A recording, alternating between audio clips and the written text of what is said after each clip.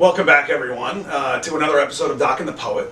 My name is Devin Porter, otherwise known as the Poet, and sitting with me is my partner in crime, Dr. Brooke Taylor, otherwise known as Doc.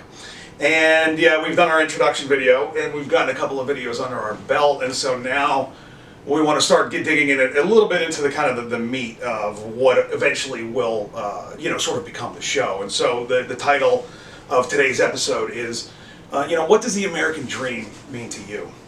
And I think it's important to talk about this in, slowly growing into this kind of centrist philosophy that we've been talking about.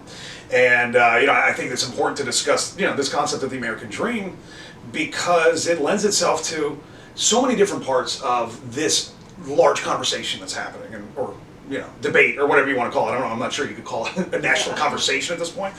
And one of the things that Brooke and I had mentioned to each other is that, I'm not even sure that the average American can really agree on what this thing even is anymore. And so we want to talk about that and, sort of get both of our takes on, what it means to us and, sort of unpack that idea and, like we always do, right? Blow it off, kind of look at it, make sure it's appropriate, and then put it back into our worldview. So that's kind of what we want to focus on today. And Brooke, you want to start us off and tell us kind of how you view the American dream? Well, Devin, it's good to be back with you. The weeks, the time, it goes by fast, but I do enjoy just taking a moment to stop, to think, to pause, to our tribe. Thanks for tuning back in. And yeah, it's a good question. It's a good topic, the American dream. And thinking about it just very organically here with you, I think about just, honestly, three things come to mind. The idea, I think the American dream is kind of the power of a story. When you think about the story of a nation, the story of business, the story of individuals, and that to me excites me about the American dream. It speaks to the idea of the hope, that Doc and the Poet wants to bring back to the forefront of the conversation at large. So yeah, what's the American dream? I think it's the power of a story. I think it is the spirit of hope, that keeps kind of our country, that fire in the belly, the drive forward, and just everyone needs hope, right? So if you lose the American dream, is there a question of losing hope, or is it the inverse? If you lose hope, do you lose the American dream? I'm interested, to throw that out there to you for discussion. And I also, personally, I think when the American dream comes to mind, I think it is the gift and the value of hard work. That when, that our country provides the ability to work hard, to create a life for yourself, for your family. And those three things, it shapes who I am, but it's what comes to mind for the American dream. And what say ye? Well, you say the gift of work, right? And if I had heard that when I was 20, like, the gift of work, work is not a gift, geez. But it really is, and of course, as you get older, you learn that you do define yourself in some part by the job that you do, and of course, defining who I am as a person is not just what I do for a living, but that is a part of it. I'm proud of what I do, and I know you are too, so that idea that work is a gift, I think, is something that we really have now, understood internally, and like I said, when I was, a punk kid and my parents were trying to get me to weed whip, I might not have agreed at that time, so, and I guess my own take, right, on the American dream is that it's very close to kind of what you believe. And for me, I guess I would say it's the belief that we can always do better. The belief that right, we can get everybody a seat at the table, and we can make sure that everybody gets a fair shake and everybody has a fair beginning. And trying to level the playing field when it comes to the opportunities that everybody has. And I think we all know that we've made strides in that area, but we're never done. You can always do better, and so that's a big part of it. And Brooke and I have talked about this before, and I just think it's kind of funny, but there's a great comedian who some of you all may have heard of. His name is Eddie Izzard. And he's done some very insightful comedy routines over the years, and the one that this brings to mind is that he's English, right? So he's looking at this from a different lens, and he goes, well, what is the American dream? And he goes, what I think it is from the point of view of England is, you get all the money in the world, and you stick it in your ears, and you look at your neighbors, and you go, nah, which obviously is not what we believe, but it's funny. And then Eddie Izzard proceeds to go, well, if that's the American dream, what's the European dream? And his answer is, we just all drive around all day long on Vespas, and we just go, ciao, ciao, so I guess that's the European dream according to Eddie Izzard. But, this is really important, and it hits on the same themes that you're going to hear us talk about. There is something here that we can find where we can achieve common ground.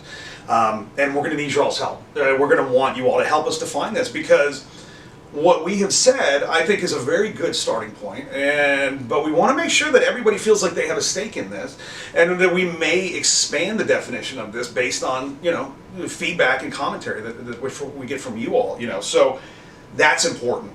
But in order for us to create our new tribe, like Brooke and I have talked about, and our new flag, and our new belief system, and our new conversation, like we've said before, we don't want to join this conversation, because this conversation is completely stagnated.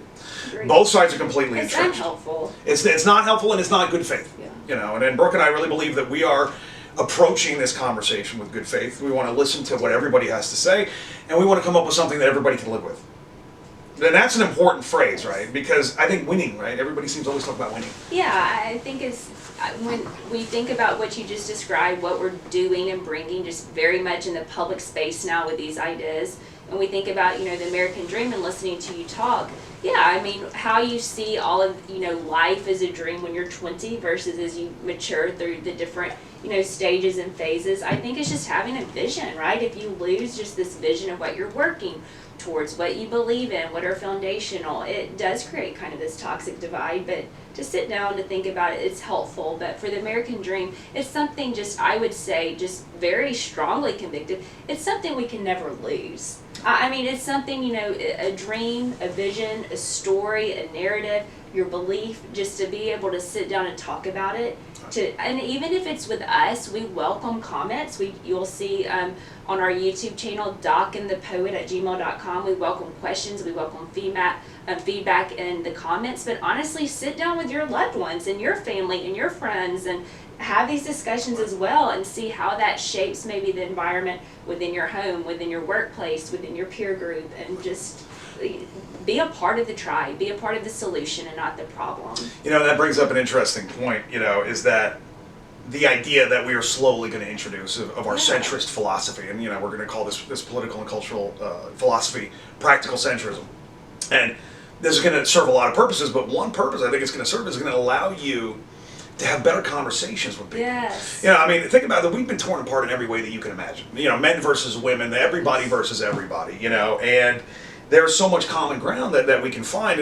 And like I said, we've become so entrenched that I think if we can come into these discussions and bring a completely new perspective and say, no, I'm not this, and I'm not that. I'm a practical centrist. And here's a pretty clear list of the things that we believe and the things that drive us, We believe that that's going to be very helpful to start a different kind of national conversation, that I think is going to lead us to say, okay, here's areas where we can agree. Here's common ground. And sometimes, like we've said before, is when you get to a point where you just cannot agree, and I think on social issues in particular, we're going to find that, is that these different views on these social issues come from very deep core beliefs from the people that believe them. Some of these social issues, we're going to have to just say, we're going to table it. We are going to agree to disagree. And I know that's a little trite, but there's a reason that phrase has been so popular. So that idea of agreeing to disagree, don't you think that's going to kind of help the conversation? I do, and I think it is. There are things that are draining in the conversation. There are feelings and facts that can't be discounted, right? If we're thinking about the American dream, how do we want to shape, what imprint do we want to leave on the world moving forward, right? You have to listen. This is the space. Listen to your peers. Listen to us. We want to hear from you, right? We're opening that dialogue. But at the same time, there does come a point where beliefs are a part of, convictions, and they do shape policy. They shape the workplace. They shape the social engines, that drive our day to day. And so to just literally pause and have this platform, I've enjoyed doing this with you the past, few weeks. I look forward to the conversations to come. But yeah, the American dream, it really is, I think, the fire and the burn that keeps all of this engine and all of the topics moving forward, and is just the critical thought piece. Well, you talked about stories a lot, and that resonates with me. And who are we in our own story? We get to write it. We get to write our own story. And no one is the villain in their own story, right? And so all these sides, although that gives me an idea for a cool book, but all of these sides, no one is saying I'm the bad guy. Everyone believes that they're the hero in their own story, and that makes perfect sense. So the American dream, I think, in some ways, it's the story that we tell ourselves and the story that we live, you know, and I think that's really, you know, sort of an important thing to resonate. You know? No, yeah, and it's not about perfection. I think it's about honesty. I think it's about if you cannot critically evaluate your own belief system, your own perception, your own imaging, and to either, you know, double down and own that, right. or to reflect and shift what needs to change, right. that is growth. And so that's how you grow as a nation, you know, Mm-hmm. and an individual. Yes, absolutely. Yeah, and you know, we're talking about not fundamentally changing a lot of these beliefs, but just shifting them a little, Yes. you know, according to what the modern world that we're experiencing, you know. So, and I think that is our time today. So we would love for you all to think about that. Time flies when you're having fun. It really like does. This, You know, so thanks again for joining us. You know, it means everything to us. And like, share, subscribe. You know, print flyers, right? Print flyers and put them up and down the street with Doc and the Punk. You know, so yeah, please take out a billboard on billboard. our Perfect. Perfect. Absolutely. You know, so again, thanks for joining us. We hope everyone has a wonderful day, and we'll see you next time. Bye. Thank you, everyone. Thanks.